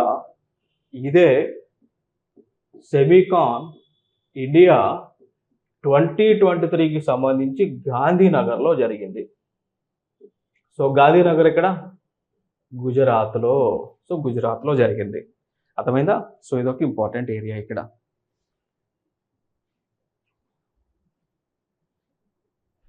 నెక్స్ట్ అంశం, వరల్డ్స్ ఫస్ట్ న్యూక్లియర్ క్లాక్ అండి. సో ప్రపంచంలోనే మొట్టమొదటి న్యూక్లియర్ క్లాక్. అర్థమైందా? సో ఏ సంస్థలు దీన్ని డెవలప్ చేస్తూ ఉన్నాయి అంటే ఒక 2 సంస్థలు ఉన్నాయి. గవే టియు వైన్ అనేటువంటి ఒక సంస్థ, వియన్నా దేశానికి చెందింది. దాని తర్వాత ఎన్ఐఎస్టి అనేటువంటి ఒక సంస్థ. ఎన్ఐఎస్టి అంటే national institute for standardisation and technology. So national institute for standards and technology అనేటువంటి ఒక సంస్థ యుఎస్ఏలో ఉంటుంది. సో యుఎస్ఏలో ఉన్న ఎన్నిస్ట్, వియన్నాలో ఉన్న టియువిఎన్ అనేటువంటి 2 సంస్థలు ప్రపంచంలోనే మొట్టమొదటి న్యూక్లియర్ క్లాక్ని డెవలప్ చేయబోతా ఉన్నారు. మరి న్యూక్లియర్ క్లాక్లో జనరల్గా వాడేటువంటి న్యూక్లియర్ మెటీరియల్ ఏంటి అంటే, ఒకటి సీజియం అనేటువంటి మెటీరియల్. జనరల్గా న్యూక్లియర్ క్లాక్స్లో వాడేటువంటి మెటీరియల్ ఏంటి అంటే సీజియం అనేటువంటి మెటీరియల్. దాని తర్వాత రూబీడియం అనేటువంటి మెటీరియల్ అండి. సో సీజియం అదేవిధంగా రూబీడియం అనేటువంటి మెటీరియల్ని ఈ క్లాక్స్లో యూజ్ చేయబోతూ ఉన్నారు. ఓకేనా? సో ఇది ఇప్పుడు వీళ్ళు చేస్తూ ఉన్నారు కానీ but already Indian government start చేసినటువంటి ప్రాజెక్ట్ అంటాం, నావిక్ అంటాం. ఇండియన్ గవర్నమెంట్ నావిక్ అనేటువంటి ఒక ప్రాజెక్ట్ చేసింది. సో నావిగేషనల్ కాన్స్టలేషన్ ఉంటుంది, నావిక్ ప్రాజెక్ట్ ఇది. సో ఇది దేనికి సంబంధించింది అంటే, నావిక్ అనేటువంటిది ఇండియాకి సంబంధించిన నావిగేషన్ ప్రాజెక్ట్. ఇప్పుడు ఫర్ ఎగ్జాంపుల్ మనకి జీపీఎస్ వాడుతూ ఉన్నాం ఫోన్స్లో, మన మొబైల్ ఫోన్స్లో గూగుల్ మ్యాప్స్ ఉంటుంది కదా. సో ఆ గూగుల్ మ్యాప్స్ ఏ వ్యవస్థ ద్వారా నడుస్తూ ఉంది? గ్లోబల్ పొజిషనింగ్ సిస్టమ్ అనేటువంటి వ్యవస్థ ద్వారా నడుస్తూ ఉందా? సో అది యుఎస్ఏకి చెందింది. సో జీపీఎస్ అనేటువంటిది యుఎస్ఏకి చెందినటువంటి నావిగేషన్ సిస్టమ్. అట్లా ఆ మాదిరిగా ఆ విధంగా భారతదేశానికి కూడా ఒక నావిగేషన్ వ్యవస్థ ఉంది. దాని పేరే నావిక్ అనేటువంటి వ్యవస్థ అండి. ఓకేనా? సో నావిగేషన్ వ్యవస్థ. సో ఈ నావిగేషన్ వ్యవస్థకు సంబంధించి భారతదేశము 8 శాటిలైట్లను, ఓకేనా, క్లియర్ కదా? సో 8 శాటిలైట్లను నావిగేషన్కి సంబంధించి భారత ప్రభుత్వము కక్షలోకి పంపించింది. సో ఆ శాటిలైట్లో కూడా అటామిక్ మెటీరియల్ అయినటువంటి సీజియంని యూజ్ చేశారు అండి. అర్థమైనా? సో శాటిలైట్స్లో ఈ మెటీరియల్ని యూజ్ చేశారు. ఇదొక అంశం. ఎందుకు సీజియం అనేటువంటి ఒక అటామిక్ మెటీరియల్ని ఈ శాటిలైట్స్లో యూజ్ చేస్తారు లేదా క్లాక్స్లో యూజ్ చేస్తారు అంటే, మనందరికీ తెలుసు, కెమిస్ట్రీలో మనం చదువుకున్నాం. ఒక ఆటంలో తీసుకుంటే, ఏదైనా ఒక ఆటం తీసుకుంటే ఈ ఆటంలో ప్రోటాను, ఎలక్ట్రాను, దాంతోపాటు న్యూక్లియస్ ఉంటుందంటాం. న్యూక్లియస్ ఉంటుందంటాం. అర్థమైందా? సో ఆటమ్ అనేటువంటిది కంటిన్యూస్గా వైబ్రేషన్ అవుతూ ఉంటుంది. whenever there is a vibration is happening in atom, it should have it should have common intervals of vibration అంటాం. అంటే ఇప్పుడు ఒక ఆటం అనేటువంటి దాంట్లో న్యూక్లియస్ ప్రోటాన్ కలిసి ఉంటుంది, ఎలక్ట్రాన్ ఈ ఆటం చుట్టూ తిరుగుతూ ఉంటుంది. ఫర్ ఎగ్జాంపుల్ తీసుకుంటే ఇది అణువు అనుకుంటే దీనిలో మీకు న్యూట్రాన్ ప్లస్ ప్రోటాన్ కలిసి ఉంటే దీని చుట్టూ ఎలక్ట్రాన్ అనేటువంటిది తిరుగుతూ ఉంటుంది. సో ఈ ఎలక్ట్రాన్ అనేటువంటిది వివిధ ఆర్బిట్స్లో వివిధ ఈ వలయాలలో తిరుగుతూ ఉంటుంది. ఓకేనా? సో ఆ తిరిగేటువంటి క్రమం కామన్గా ఉన్నటువంటిది, సిమిలారిటీగా ఎప్పుడు కూడా స్టేబుల్గా ఒకేలాగా ఉన్నటువంటివే ఈ మెటీరియల్స్, సీజియం అదేవిధంగా రుబీడియం. అర్థమైంది కదా? ఇప్పుడు ఆటం తీసుకుంటే, పరిమాణం మనం తీసుకుంటే ఆటంలో న్యూక్లియస్ ప్రోటాన్ ఒక దగ్గర ఉండి ఎలక్ట్రాన్ దాని చుట్టూ తిరుగుతూ ఉంటుంది. బట్ ఇది వైబ్రేషన్ అవుతూ ఉంటుంది. ఇప్పుడు కార్బన్ తీసుకున్నాం, కార్బన్ కూడా ఒక ఆటమే కదా, carbon is also atom, C6 అంటాం. ఓకే, సో దీనిలో ఆటమ్స్ వైబ్రేషను సిమిలర్గా ఉండదు. ఒకసారి ఏమో స్పీడ్ ఉంటుంది, ఒకసారి స్లో ఉంటుంది, ఒకసారి స్పీడ్ ఒకసారి స్లో ఉంటుంది. బట్ సీజియంలో కానీ రుబిడియంలో కానీ ఈ యొక్క ఎలక్ట్రాన్ మూవ్మెంట్ అనేటువంటిది కామన్గా ఉంటుంది, సిమిలర్గా ఉంటుంది. ఒకంటే టైం ఒకే టైంలో అవుతుంది. ఇప్పుడు ఫర్ ఎగ్జాంపుల్ 1 సెకండ్లో అయింది, నెక్స్ట్ మళ్ళీ 1 సెకండ్లోనే, మళ్ళీ 1 సెకండ్లోనే, అట్లా ఎక్సైట్మెంట్ ఉంటుంది. సో అందుకోసం ఈ మెటీరియల్ తీసుకున్నారు. సో అందుకోసం ఈ మెటీరియల్ వరల్డ్ క్లాక్లో యూజ్ చేస్తూ ఉన్నారు. కామన్ ఎందుకు అంటే టైం ఎప్పటికీ కూడా కాన్స్టెంట్ ఉంటుంది. జనరల్గా మన ఇళ్లలో ఉన్నటువంటి గడియారం తీసుకుంటే టైం మారుతూ ఉంటుంది. ఒకరోజు 5 సెకండ్లు 10 సెకండ్లు ముందు పోతే ఒకసారి స్లో పోతూ ఉంటుంది, టైం చేంజ్ అవుతుంది, బట్ తక్కువ టైం. సో మనకి ఎర్రర్ వస్తుంది. బట్ వీటిలో ఎప్పటికీ కూడా ఏ విధంగా ఉండదు, కాన్స్టెంట్గా ఎప్పటికీ కూడా అదే టైం ఉంటుంది. సో ఆ టైం ఎప్పటికీ కూడా కాన్స్టెంట్గా ఉండటం అనేటువంటిది ప్రజెంట్ అవసరం. ఎందుకంటే మనకు వాడేటువంటి టెక్నాలజీకి చాలా ఇంపార్టెంట్, రైల్వేస్కి చాలా ఇంపార్టెంట్. సో అట్లా అందుకోసం దీన్ని డెవలప్ చేయబోతున్నారు. ఆల్రెడీ ఇండియన్ గవర్నమెంట్, ఇస్రో వాళ్ళు దీన్ని మన యొక్క నావిక్ వ్యవస్థలో వాడారు. Very important. నెక్స్ట్ అంశం, Apple loses court battle with European union, must pay 13 billions in taxes. So సింపుల్గా ఏం లేదు మిత్రమా, యూరోపియన్ యూనియన్ అనేటువంటిది ఒక 27 దేశాల సమూహం ఉంది. యూరోపియన్ అనేటువంటి ఒక 27 దేశాలు కలిగినటువంటి ఒక సమూహం అన్నమాట, గ్రూప్ ఆఫ్ 27 కంట్రీస్. గతంలో 28 ఉండేవి. సో 28లో బ్రిటన్ ఎగ్జిట్ అయింది కదా, సో అందుకు దాన్ని బ్రెగ్జిట్ అని కూడా పిలిచేవాళ్ళు. సో ఆల్మోస్ట్ ఇది 2016లో జరిగింది. సో 2016 నుంచి యూరోపియన్ యూనియన్లో ఉన్నటువంటి దేశాలు 27 ఉండేవి. అర్థమైంది కదా? సో ఈ 27 దేశాలు ఏవైతే ఉన్నాయో ఇవి ఒక కూటమి. సో దీనిలో అందరికి కామన్ రూల్స్ ఉంటాయి. ఇప్పుడు ఏ దేశాలు ఉన్నాయో వాళ్ళందరూ కూడా కామన్ రూల్స్ ఉంటాయి అన్నట్టు ఈ కూటమిలో. అర్థమైందా? సో ఈ కూటమిలోనే యాపిల్ వాళ్ళు బిజినెస్ చేస్తూ ఉన్నారు. సో బిజినెస్ చేసేటప్పుడు ఇక్కడ యూరోపియన్ యూనియన్లో రూల్స్ ఏంటి అంటే, ఎవరైతే అక్కడ బిజినెస్ చేస్తూ ఉన్నారో వారు ట్యాక్సెస్ ఆ దేశానికి కట్టాలి. సో యూరోపియన్ యూనియన్లో ఒక దేశమైనటువంటిది ఐర్లాండ్. సో ఐర్లాండ్లో యాపిల్ వాళ్ళు బిజినెస్ చేస్తూ ఉన్నారు. మరి యాపిల్ వాళ్ళు ఐర్లాండ్లో బిజినెస్ చేస్తున్నప్పుడు డబ్బులు ట్యాక్సెస్ ఎవరు కట్టాలి? ఐర్లాండ్కి కట్టాలి. మరి అమెరికా ఏమంటుంది? ఈ యొక్క యాపిల్ కంపెనీ ఏమన్నది అంటే, మేము మా head quarter United States of అమెరికాలో ఉంది కాబట్టి మేము ట్యాక్సెస్ అనేటువంటివి యూఎస్ఏకి చెల్లిస్తామని వాళ్ళు చెప్పారు. హెడ్ క్వార్టర్ అమెరికాలో ఉంది కాబట్టి ట్యాక్సెస్ మేము అక్కడే కడతామన్నారు. అసలు వీళ్ళు వ్యాపారం చేసేది ఇక్కడ ఐర్లాండ్లో చేస్తూ ఉన్నారు.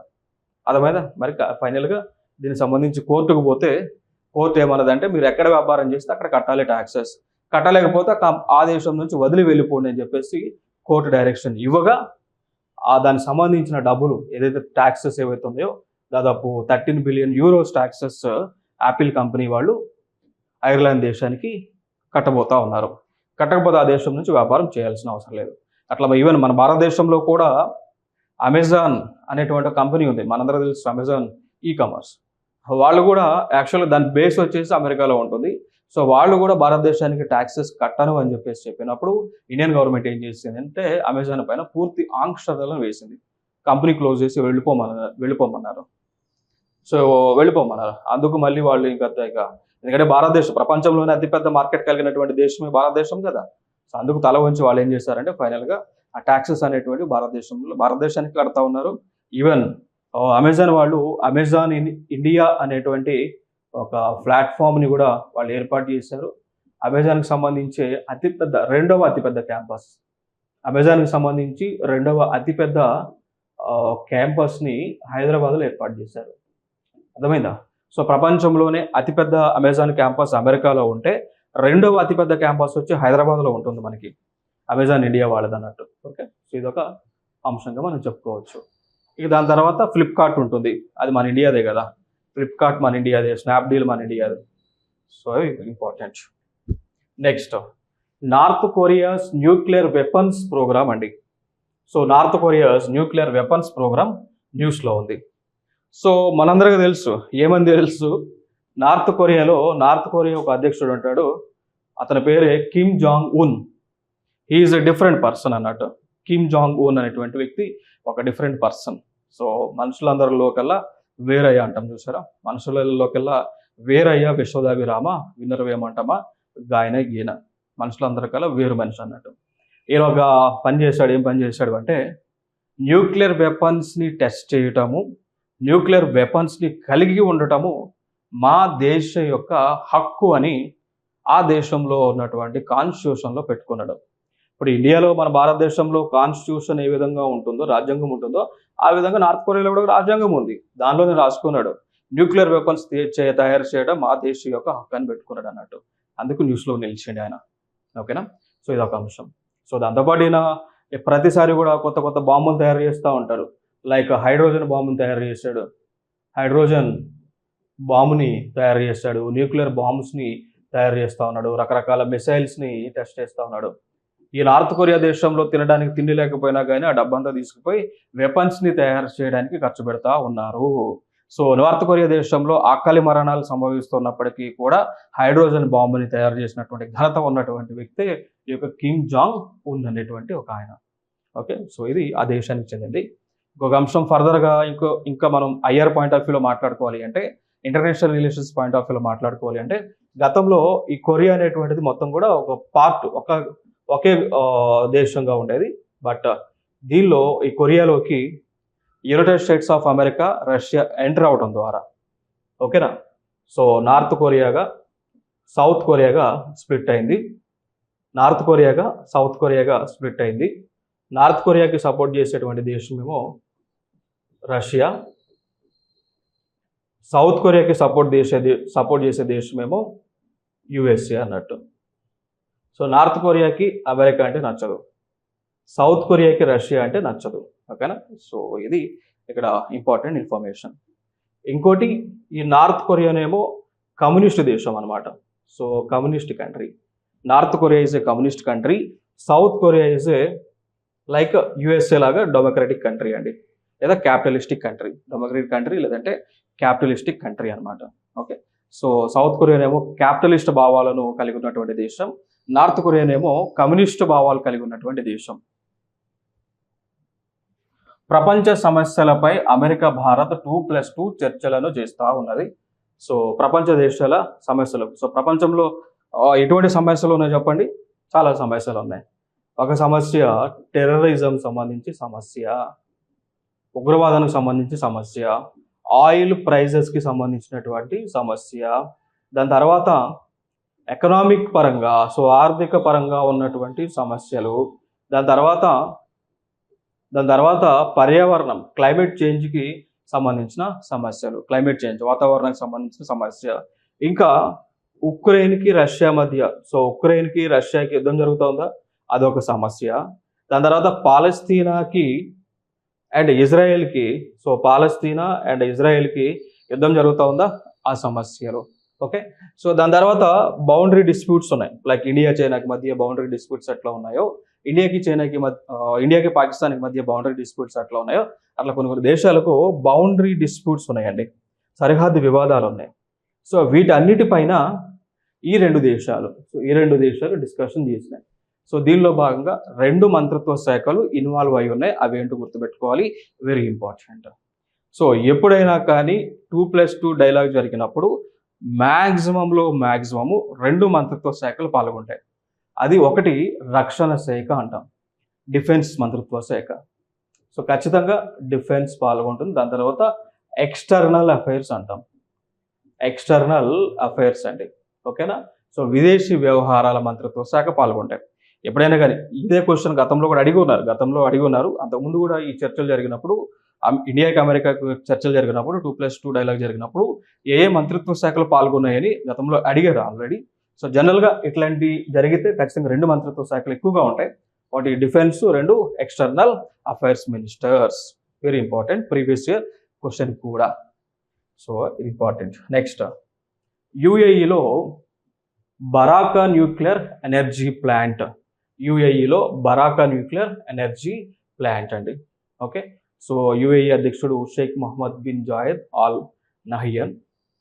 సో ఫైనల్గా ఇది యునైటెడ్ అరబ్ ఎమిరేట్స్లోనే మొట్టమొదటిది న్యూక్లియర్ ప్లాంట్ని ఏర్పాటు చేశారు. దాని పేరే బరాకా న్యూక్లియర్ ఎనర్జీ అనేటువంటి ప్లాంట్. ఇక ఫర్దర్గా యుఏఈ ఒక అధ్యక్షుడు మనం చూసుకున్నట్లయితే ఈ ఫోటోలో ఉన్న ఆయన పేరే Sheikh Mohammed bin Zayed Al Nahyan. Sheikh Mohammed bin Zayed Al Nahyan UAE యొక్క దేశ అధ్యక్షుడు. సో యుఏఈకి ఇండియాకి ఇప్పుడు మన గుడ్ రిలేషన్స్ అయితే కంటిన్యూ అవుతున్నాయి. సో మంచి సంబంధాలు అనేటువంటివి కంటిన్యూ అవుతూ ఉన్నాయి. ఇది ఇంపార్టెంట్ ఇన్ఫర్మేషన్. ఇంకా దాని తర్వాత ఫర్దర్గా మనం మాట్లాడుకోవాల్సి వస్తే ఇండియాలో కూడా న్యూక్లియర్ ఎనర్జీ ప్లాంట్స్ ఉన్నాయి. ఇండియాలో కూడా న్యూక్లియర్ ఎనర్జీ ప్లాంట్స్ ఉన్నాయి. ఫర్ ఎగ్జాంపుల్గా తీసుకుంటే తారాపూర్ అని, తారాపూర్ న్యూక్లియర్ పవర్ ప్లాంట్. ఇది వచ్చి మహారాష్ట్రలో ఉంటుంది. దాని తర్వాత నరోరా న్యూక్లియర్ పవర్ ప్లాంట్. ఇది వచ్చి యూపీలో ఉంటుంది. ఓకేనా, యూపీలో ఉంటుంది. దాని తర్వాత వచ్చి మనకి కుండన్ కులం అని, ఇది తమిళనాడులో ఉంటుంది. ఓకేనా, సో ఇది వచ్చేసి తమిళనాడులో ఉంటుంది. ఓకే, దాని తర్వాత ఇక కొత్త ప్లాంట్స్ని డెవలప్ చేయబోతా ఉన్నారు ఏపీలో అనమాట. సో ఆంధ్రప్రదేశ్లో కోవాడ అనేటువంటి ఒక ప్లేస్ ఉంటుంది. సో కోవాడ అనేటువంటి ప్లేస్లో కూడా న్యూక్లియర్ పవర్ ప్లాంట్ని కన్స్ట్రక్ట్ చేస్తూ ఉన్నారు, కొత్తగా ఏర్పాటు చేయబోతూ ఉన్నారు. ఓకేనా, సో తారాపూర్ వచ్చి మహారాష్ట్ర, నరోరా యూపీ, కుండన్కులం తమిళనాడు అండ్ ఏపీలో కూడా కోవాడ ప్లేస్లో ఏర్పాటు చేయబోతూ ఉన్నారు. ఈవెన్ మళ్ళీ రాజస్థాన్లో కూడా న్యూక్లియర్ పవర్ ప్లాంట్ ఉంది. దాని పేరే Rajasthan nuclear power plant. Okay, దాన్నే ఇంకొక పేరుతో కూడా పిలుస్తూ ఉన్నారు, రవత్ భట.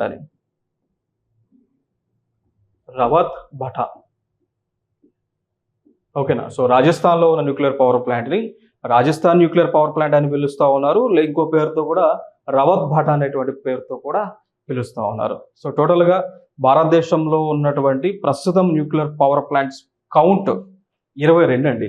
సో టోటల్గా 22 ఉన్నాయి భారతదేశంలో. దీనిలో అంటే ఈ 22 7 ప్లేసెస్లో ఉన్నాయి, 7 ప్లేసుల్లో ఉన్నాయి. ఓకేనా, సో 7 ప్లేసెస్లో ఉన్నాయి. సో 7 ప్లేసెస్లో మొత్తంగా 22 న్యూక్లియర్ పవర్ ప్లాంట్స్ ఉన్నాయి. మీకు డౌట్ రావచ్చు, ప్లేసెస్ ఏమో 7 మరి 22 ఎట్లా వచ్చినాయి అంటే, ఒక్కొక్క ప్లేస్లో 4 ఉన్నాయండి. ఇప్పుడు ఫర్ ఎగ్జాంపుల్ ఈ Tarapur nuclear power plant 4 plants ఉంటాయి, మహారాష్ట్రలోనే 4 ప్లాంట్లు ఉంటాయి. కుండన్కులం కూడా 4 ప్లాంట్లు ఉంటాయి. అట్లా 22 కౌంట్ వచ్చింది. మొత్తంగా 7 ప్లేసెస్లో ఉన్నాయి. ఓకే, నెక్స్ట్ అంశం, India EU strengthen defence ties in Indo Pacific initiative. ఓకేనా, సో ఇండియా అదేవిధంగా ఐరోపా సమాఖ్య అంటాం. ఇండియా అదేవిధంగా ఐరోపా సమాఖ్య అంటాం. ఓకే, సో ఐరోపా సమాఖ్య ఈ రెండు కూడా దేనికి సంబంధించి, లైక్ డిఫెన్స్కి సంబంధించి, సో రక్షణ రంగానికి సంబంధించి ఈ యొక్క అగ్రిమెంట్స్ అయితే చేసుకున్నారు. ఇది ఒక ఇంపార్టెంట్. నెక్స్ట్, మలేషియాతో వాణిజ్య ఒప్పందాన్ని పునఃసమీక్షించిన భారతదేశము. సో ఇటీవల మనం మలేషియా దేశంతో ఒక అగ్రిమెంట్ చేసుకున్నాం, దాన్ని ఫ్రీ ట్రేడ్ అగ్రిమెంట్ అంటాం. మలేషియా దేశంతో మనకు అగ్రిమెంట్ చేసుకున్నాం, దాన్ని ఫ్రీ ట్రేడ్ అగ్రిమెంట్ అని పిలుస్తూ ఉంటాం. క్లియర్ కదా, అర్థమైందా? సో దాన్నే ఇంకొక భాషలో మనం ఏమనొచ్చు అంటే India Malaysia comprehensive economic partnership CECA అంటాం. 2011లో చేసుకున్నాం. అర్థమైందా? సో ఇండియాకి మలేషియాకి మధ్య వ్యాపార ఒప్పందం అనేటువంటిది 2011లో జరిగింది. మరి ఈ వ్యాపార ఒప్పందం జరిగినప్పుడు రెండు దేశాలకు కూడా ఉపయోగం ఉండాలి. ఇప్పుడు ఇండియా మలేషియాకి ఎంత ఎక్స్పోర్ట్ చేస్తూ ఉందో, మలేషియా కూడా ఇండియాకి అంత వాల్యూస్ ఎక్స్పోర్ట్ చేస్తే బాగుంటుంది. సో బైలేటరల్ ట్రేడ్ అనేటువంటిది మంచిగా ఉంటుంది. బట్ ఇక్కడ ఏం జరిగింది అంటే ఈ అగ్రిమెంట్ ద్వారా ఇండియా మలేషియాకి ఎక్స్పోర్ట్ చేసేదానికంటే మలేషియా ఎక్కువ ఇండియాకి ఎక్స్పోర్ట్ చేస్తూ ఉంది. సో ఇక్కడ ట్రేడ్ డిఫరెన్స్ చాలా ఉంది. ఫర్ ఎగ్జాంపుల్గా తీసుకుంటే ఇక్కడ చూడండి, ఫర్ ఎగ్జాంపుల్గా 2018లో చూసుకుంటే ఇండియాకి మలేషియాకి మధ్య ట్రేడ్ డిఫరెన్స్ అనేటువంటిది దాదాపు 3,000 అంటే దాదాపు $3,310 మిలియన్ డాలర్స్ మేర ట్రేడ్ డిఫరెన్స్ అనేటువంటిది ఉంది. సో చాలా ఎక్కువగా ఉంది. సో అప్పుడు ఇండియన్ గవర్నమెంట్ ఏం చేసింది, చేయబోతా ఉంది అంటే ఈ అగ్రిమెంట్ ద్వారా ఇండియాకి నష్టం జరుగుతూ ఉంది, లాభం లేదు అని దీనిలో మార్పులు చేయమని మార్పుల కోసం చేస్తూ ఉన్నారు. సో అదే ఇక్కడ మనకి న్యూస్లో ఉంది. ఏం లేదు, లైక్ ఇప్పుడు సబ్సిడీస్ ఇస్తూ ఉంటారా, ఇప్పుడు మలేషియా దేశం నుంచి వచ్చే గూడ్స్కి కాస్త ట్యాక్సెస్ రీయింబర్స్మెంట్ ఉంటుంది, అది తగ్గిస్తారు అంతే, అంతకుమించి ఏముండదు. Next, US, EU, UK set to sign AI treaty. Okay, so USA, UK, అదేవిధంగా USA, European union and UK 3 దేశాలు కలిపి ఆర్టిఫిషియల్ ఇంటెలిజెన్స్కి సంబంధించి ఒక ట్రీటీని చేసుకున్నారు. ఓకే, సో ఒక ట్రీటీని చేసుకున్నారు, ఒక అగ్రిమెంట్ చేసుకున్నారు. ఇప్పుడు మనందరం చూస్తూ ఉన్నాం కదా, ఆర్టిఫిషియల్ ఇంటెలిజెన్స్ ప్రపంచ దేశాల్లో ఏ విధంగా ఉంది, లైక్ చాట్ GPT అని, జెమిని అని, బాడ్ అని, వివిధ ఉన్నాయి కదా. సో వాటి వలన భవిష్యత్తులో మానవులకు ఎటువంటి నష్టాలు రాకూడదని ఈ అగ్రిమెంట్ అయితే చేసుకున్నారు. సో చూడొచ్చు, ఏమన్నారు, కృత్రిమ మేధను ఉపయోగించే విధానంలో మానవ హక్కులను పరిరక్షించండి అన్నారు. సో అంటే ఈ ఆర్టిఫిషియల్ ఇంటెలిజెన్స్ మిషన్స్ కానీ లేదంటే రోబోట్స్ ఎట్లా పడితే అట్లా తయారు చేయవద్దు, ఆ తయారు చేసేవి కూడా మనిషికి ఉపయోగపడే విధంగా ఉండాలి అని ఇది ఒక గైడ్లైన్గా పెట్టుకున్నారు. నెక్స్ట్, ప్రజాస్వామ్యాన్ని పరిరక్షించండి, కృత్రిమ మీద నిష్పాక్షిక రాజకీయ ప్రక్రియలకు ఆటంకం కలిగించకుండా చూసుకోవాలి అంటున్నారు. సో ఏదైతే ఈ రోబోటిక్ డివైజెస్ చేస్తూ ఉన్నారో వాటి వల్ల ప్రపంచ దేశాల్లో ఉన్న పొలిటికల్ సినారియోకి ఎటువంటి మార్పులు రావద్దు అని ఒక గైడ్లైన్. నెక్స్ట్, ఆర్టిఫిషియల్ ఇంటెలిజెన్స్ వ్యవస్థల ద్వారా హక్కులను భంగం కలిగించవద్దు అన్నారు. ఇప్పుడు ఫర్ ఎగ్జాంపుల్గా తీసుకుంటే మన ఇండియాలో డీప్ ఫేక్ టెక్నాలజీ అనేటువంటిది ఒక AI టెక్నాలజీ, డీప్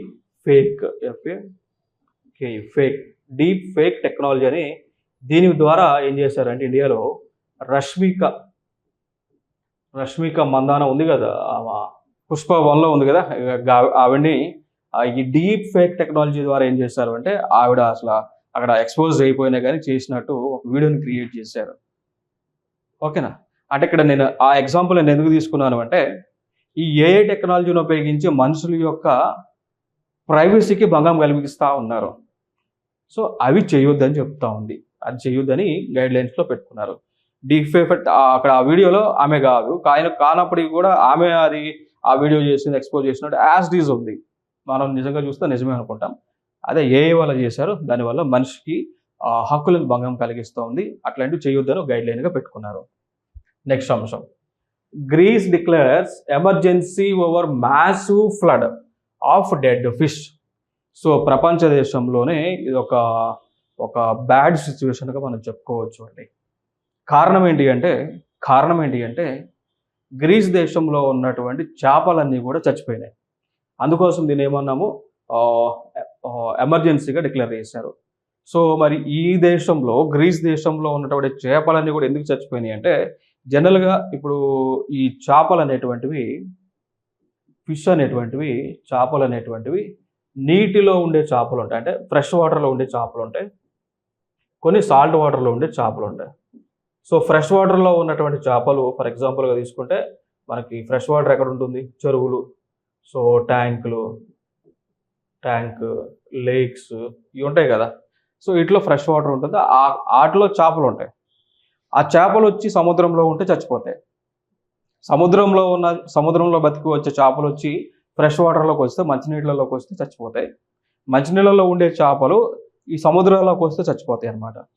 సో ఇక్కడ గ్రీస్ దేశంలో ఏం జరిగింది, తీవ్రమైనటువంటి వరదలు రావడం ద్వారా ఈ సరస్సుల్లో, అంటే ఫ్రెష్ వాటర్లో ఉండే సరస్సుల్లో, ట్యాంకుల్లో, లేక్స్లో, ఛానల్స్లో ఉండే మంచినీళ్ళ చేపలు ఒక్కసారిగా సముద్రంలోకి వచ్చేసినాయి అనమాట. ఒక్కసారిగా ఈ సముద్రంలోకి వచ్చినాయి. సో సముద్రంలోకి రావడం ద్వారా అవి సముద్రంలో బతకలేవు కదా, ఎందుకంటే ఉప్పు నీళ్ళు కదా సముద్రం అంటే, చచ్చిపోయినాయి. సో అట్లా ఎక్కువ మోతాదులో ఎంత మేర ఇన్ని చేపలు చచ్చిపోవడం ఫస్ట్ టైం. అందుకే ఈ ఎమర్జెన్సీగా గ్రీస్ దేశం డిక్లేర్ చేసింది. ఇదొక ఇన్ఫర్మేషన్. నెక్స్ట్ అంశం, క్రోషియా రీఇంట్రడ్యూసెస్ కంపల్సరీ మిలిటరీ సర్వీస్ అండి. అర్థమైందా? సో క్రోషియా అనేటువంటి ఒక దేశం ఏం చేసింది అంటే, కంపల్సరీగా ఆ దేశంలో ఉన్నటువంటి యువతి యువకులు కనీసము